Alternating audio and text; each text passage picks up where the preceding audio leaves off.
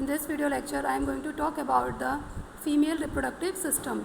In the last video lecture, we have completed the male reproductive system. तो चलिए start करते हैं female reproductive system को। तो जो फीमेल रिप्रोडक्टिव सिस्टम है इसमें काफ़ी सारे ऑर्गन आते हैं। पहला ऑर्गन इसके अंदर है ओवरी। फर्स्ट ऑर्गन क्या आता है इसमें? ओवरी। अब ओवरी कैसी होती है? A pair of ovary is located in both side of abdomen, यानी कि जो एब्डोमिनल कैविटी होती है उसके दोनों साइड में a pair of ovary located रहती है, यानी कि एक जोड़ी जो ओवरी हैं वो एब्डोमिनल कैविटी में लोकेटेड होती हैं। ठीक है। अभी जब हमने आपको मेल रिप्रोडक्टिव सिस्टम पर पढ़ाया था तो उस मेल रिप्रोडक्टिव सिस्टम में हमने आपको बताया था कि जो टेस्टिस होते हैं वो आउटसाइड ऑफ एब्डोमिनल कैविटी होते हैं, यानी कि एब्डोमिनल कैविटी के बाहर होते हैं, ये हमने बताया था। लेकिन जो ओवरी होते हैं वो एब्डोमिनल कैविटी के अंदर ही होते हैं और एक जोड़ी होते हैं और वहाँ पर ये इस तरीके से लोकेटेड रहते हैं। ठीक है। नेक्स्ट इसमें आता है कि जो female germ cells that is egg are produced here. अब ये जो यहाँ पर जो फीमेल जर्म सेल्स हैं उनसे क्या बनेगा? एग बनते हैं, यानी कि एब्डोमिनल कैविटी है, उस एब्डोमिनल कैविटी में क्या लगे हुए हैं? ओवरी लगी हुई हैं और वहाँ पर क्या होंगी? फीमेल जर्म सेल्स होती हैं। वो फीमेल जर्म सेल्स वहाँ पर क्या बनाएंगी? एग को बनाएंगी। ठीक है। क्या बनाएंगी? एग बनाएंगी। अब नेक्स्ट इसमें आता है at the time of birth of a girl thousands of immature egg are present in the ovary, यानी कि जब कोई लड़की पैदा होने वाली होती है तो उसकी बॉडी के अंदर पहले से ही, यानी कि उसके बर्थ से पहले ही या उसके बर्थ के टाइम पर काफ़ी सारे इमेच्योर एग उसकी बॉडी में पहले से ही बन जाते हैं। ठीक है। जब कोई लड़की पैदा होने वाली होती है तो उसकी बॉडी के अंदर काफ़ी सारे जो एग हैं इमेच्योर एग होते हैं। उस टाइम पर कैसे होते हैं? इमेच्योर एग होते हैं और ये कितने होते हैं? थाउजेंड्स ऑफ एग उसकी ओवरी में बन जाते हैं या प्रेजेंट हो जाते हैं at the onset of the puberty. लेकिन जब प्यूबर्टी स्टेज आती है, जब उसकी यानी कि जो किशोर अवस्था है, एडोलसेंस जब आती है, तब क्या होता है? सम of these egg start maturing, यानी कि जो इसमें से जो कुछ एग हैं वो क्या होंगे, यानी कि हर मंथली क्या होता है कि ये जो एग हैं वो मैच्योर होना स्टार्ट हो जाते हैं। जैसे ही एडोलसेंस या फिर प्यूबर्टी स्टेज आती है तो उस टाइम पर क्या होंगे? एवरी मंथ जो है ये जो एग हैं वो मैच्योर होना स्टार्ट हो जाते हैं। One egg is produced every month by one of the ovary, यानी कि दोनों ओवरी से हर मंथ क्या होगा? यानी कि दोनों जो ओवरी हैं उन दोनों ओवरी से एक साथ एग नहीं निकलता। हर मंथ क्या होता है? बारी बारी से एक ओवरी से एक बार में एक एग निकलता है, एक ओवरी से एक बार में एक एग निकलता है। ठीक है। तो हर एक मंथ ये जो प्रोसेस है वो रिपीट होता रहता है। अब जो नेक्स्ट आता है इसमें जो नेक्स्ट ऑर्गन है उसका नाम है वो है ओविडक्ट और फैलोपियन ट्यूब। या तो आप इसको ओविडक्ट कह सकते हैं या फिर इसको क्या बोल सकते हैं? फैलोपियन ट्यूब भी इसको कह सकते हैं। इसका क्या रोल है इसमें? Receives the egg produced by the ovary and transfer it to the uterus. ये क्या करेगी ओविडक्ट कि जो भी एग वहाँ पर बने हैं, ओवरी से जो भी एग बने हैं उन एग को क्या करेगी? वहाँ से रिसीव करेगी या फिर कलेक्ट करेगी और कलेक्ट करके कहाँ पहुँचा देगी? उनको यूट्रस में ट्रांसफ़र कर देगी। ठीक है। जो भी एग ओवरी से बने हुए होंगे उन एग को क्या करेगी? रिसीव करेगी और कहाँ पहुँचा देगी? यूट्रस में। इसका मैं आपको डायग्राम दिखा देती हूँ। ये कुछ इस टाइप का स्ट्रक्चर होता है और यहाँ पर ये क्या है? ओवरी। और हर एक मंथ क्या होगा कि यहाँ से एक एक ओवरी, यहाँ से जो एग है वो ये जो ओवरी हैं वो एग प्रोड्यूस करेंगी। और ये क्या है? फैलोपियन ट्यूब है। ये फैलोपियन ट्यूब है और फैलोपियन ट्यूब क्या करेगी कि उस ओवरी को, जो ओवरी से जो एग बना है उस एग को रिसीव करेगी और कहाँ पहुँचा देगी? इस यूट्रस में। ये क्या है? यूट्रस। यहाँ पर इसको पहुँचा देगी। तो ये इसका काम है ओविडक्ट या फिर फैलोपियन ट्यूब का। अब नेक्स्ट इसमें क्या होता है? Fertilisation that is fusion of gametes take place here, यानी कि ये जो हमने आपको ओवरी, ये जो यूट्रस दिखाया, ये जो हमने आपको यहाँ यूट्रस दिखाया, यहीं पर क्या होगा? यहाँ पर क्या आ गया? एग आ गया। यहीं पर जब इसको स्पर्म मिल जाएगा तो क्या हो जाएगा? यहाँ पर फर्टिलाइजेशन इसी जगह पर होना स्टार्ट हो जाएगा और फर्टिलाइजेशन जैसे ही स्टार्ट होगा तो क्या होगा? उसके बाद जाइगोट बन जाएगा। ठीक है। तो अगर यहाँ पर उस एग को अगर स्पर्म मिल जाता है तो क्या होगा? वो फर्टिलाइजेशन हो जाएगा और वो फर्टिलाइजेशन कहाँ होगा? ओवरी के अंदर ही, ओवरी नहीं, यूट्रस के अंदर ही यहाँ पर फर्टिलाइजेशन स्टार्ट हो जाएगा। ठीक है। अब नेक्स्ट इसमें जो ऑर्गन आता है वो है, इसका नाम है यूट्रस। नेक्स्ट ऑर्गन क्या है? यूट्रस। यूट्रस कैसा ऑर्गन है? It is a bag like structure where development of the baby take place, यानी कि ये कैसा स्ट्रक्चर है? ये एक बैग लाइक स्ट्रक्चर है और यहीं पर क्या होता है कि बेबी का डेवलपमेंट इसी जगह पर होगा। ठीक है, हमने अभी आपको क्या बताया, हमने समझाया था आपको कि यहाँ पर क्या हुआ, एग आया, एग यहाँ पर आ गया इस यूट्रस में, और स्पर्म भी आ गया, और इसी जगह पर क्या होगा, यहीं पर फर्टिलाइजेशन स्टार्ट हो जाएगा। फर्टिलाइजेशन स्टार्ट होने के बाद क्या बनेगा, क्या होगा, उसमें जाइगोट बन जाएगा, जाइगोट से एम्ब्रियो बनेगा, और एम्ब्रियो किस में डेवलप हो जाएगा, बेबी में डेवलप हो जाएगा, यानी कि जो ऑफ स्प्रिंग है वो यहाँ पर बन जाएगी। ठीक है, तो यूट्रस में ये होता है। अब नेक्स्ट इसमें आता है uterus opens into vagina through cervix. ये जो यूट्रस है, यूट्रस जो है ये जो पतली सी स्ट्रक्चर है यहाँ पर, ये है सर्विक्स। तो जो यूट्रस है वो वेजाइना में आगे खुलता है, किस में खुलेगा, आगे वेजाइना में खुलता है। अब नेक्स्ट है इसमें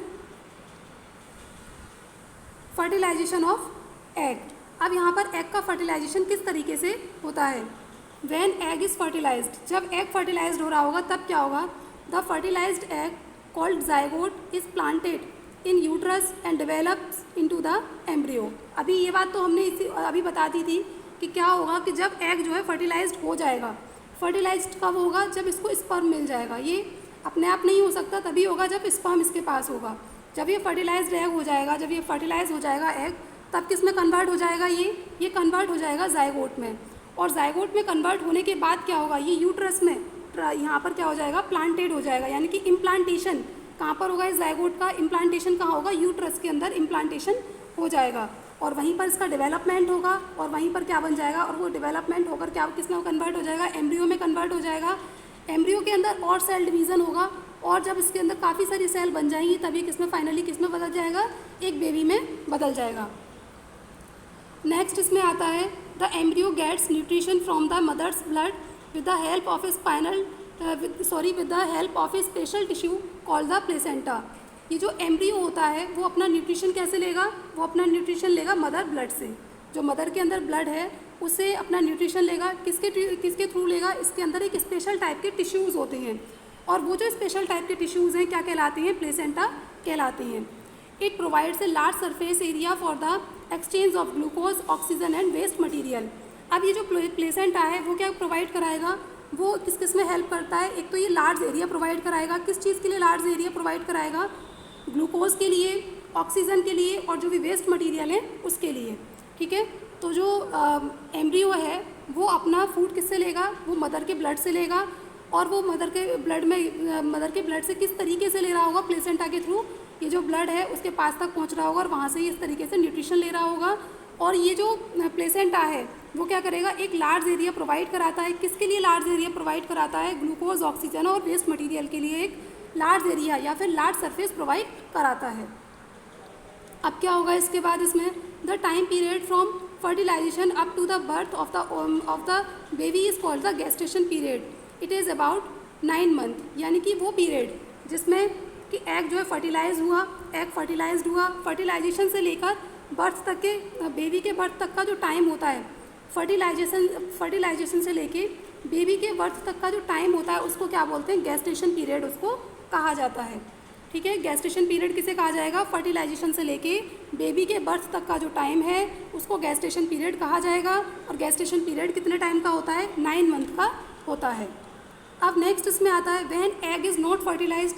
तब क्या होगा, जब एग फर्टिलाइज्ड ना हो उस वक्त क्या होता है, the uterus prepare itself every month to receive fertilised egg. यानी कि क्या करता है, जो यूट्रस है वो अपने आप को हर मंथ एक फर्टिलाइज्ड एग लेने के लिए अपने आप को प्रिपेयर करता है खुद से ही, है ना। जो यूट्रस है, अभी हमने आपको उसका डायग्राम दिखाया था, यूट्रस क्या करता है कि अपने आप को एक फर्टिलाइज्ड एग लेने के लिए हर मंथ एक फर्टिलाइज्ड एग लेने के लिए अपने आप क्या करेगा, उसको प्रिपेयर कर लेगा, है ना, अपने इनसाइड एरिया को प्रिपेयर कर लेगा। फिर उसके बाद क्या होता है, the lining of the uterus becomes thick and spongy required to support the embryo. अब ये यहाँ पर हम आपको दोबारा इसका डायग्राम दिखाते हैं कि ये जो यूट्रस है ये अपने आप को क्या करेगा, प्रिपेयर कर लेगा। किसके लिए प्रिपेयर कर लेगा, कि जिससे यहाँ पर जो एग आ रहा है उसको ये इजीली अपने आप को फर्टिलाइज्ड एग के लिए प्रिपेयर कर लेगा। अब फर्टिलाइजेशन तो हुआ नहीं, अब क्या होगा कि यहाँ पर ये जो यूट्रस का एरिया है, ये यूट्रस का एरिया कैसा हो जाएगा, खुद से ही स्पंजी हो जाएगा और एम्ब्रियो के लिए सपोर्ट मांगेगा। ठीक है, अपने आप ही ये वाला जो एरिया है वो स्पंजी हो जाएगा और यूट्रस और उसके लिए एम्ब्रियो के लिए सपोर्ट मांगेगा। ठीक है, फिर इसमें क्या होता है, नेक्स्ट है इसमें, कहाँ थे हम, हाँ, तो ये मतलब उस एम्ब्रियो को सपोर्ट के लिए कुछ ऐसी मतलब सपोर्ट मांगेगा। तो अब फिर इसके बाद क्या होगा, when fertilisation had not taken place, लेकिन फर्टिलाइजेशन तब यहाँ पर नहीं हुआ है, this lining is not needed any longer, तो ये जो लाइनिंग है वो ज़्यादा टाइम के लिए नहीं रहेंगी, यानी कि जो स्पंजी टिश्यू यहाँ पर बने हैं वो यहाँ पर ज़्यादा टाइम के लिए नहीं रहेंगे। क्यों नहीं रहेंगे, क्योंकि जो एग है वो फर्टिलाइज नहीं हुआ है, ठीक है, एग फर्टिलाइज नहीं हुआ है, इसीलिए यहाँ पर क्या होगा, this lining is not needed any longer, तो वो ज़्यादा टाइम के लिए उनकी ज़्यादा ज़रूरत नहीं है लंबाई ज़्यादा टाइम तक के लिए। फिर क्या होगा, the lining breaks and becomes out through vagina and as blood and mucus. तो क्या होगा कि जो लाइनिंग है, जो यूट्रस के चारों तरफ स्पंजी एरिया बना था, वो जो स्पंजी एरिया है वो ब्रेक हो जाएगा, यानी कि वो फट जाएगा, और फटने से क्या होगा, वेजाइना के थ्रू क्या होगा, ब्लड और म्यूकस आउटसाइड यानी कि आउटसाइड आना स्टार्ट हो जाएगा। वो जो लाइनिंग है वो किस तरीके से फटेंगी, वो ब्रेक हो जाएंगी, और ब्रेक होने से क्या होगा कि म्यूकस और ब्लड वेजाइना के थ्रू एक्सपेल्ड आउट होना स्टार्ट हो जाएगा, या आउटसाइड आना स्टार्ट हो जाएगा, ठीक है। This cycle takes around 28 days every month and called the menstruation, यानी कि ये जो साइकिल है प्रत्येक 28 दिन बाद ये जो साइकिल है ऐसे होती रहती है, और उसी साइकिल को हम क्या कहते हैं, मेंस्ट्रुएशन साइकिल कहते हैं। ये जो साइकिल है प्रत्येक 28 दिन बाद ये होती रहती है, और इसी को हम क्या बोलेंगे, मेंस्ट्रुएशन साइकिल कहते हैं। थैंक यू स्टूडेंट, आपको ये वीडियो लेक्चर अगर समझ में आया हो, क्लियर हुआ हो, तो प्लीज़ हमारे चैनल को लाइक कीजिए, सब्सक्राइब कीजिए और शेयर कीजिए।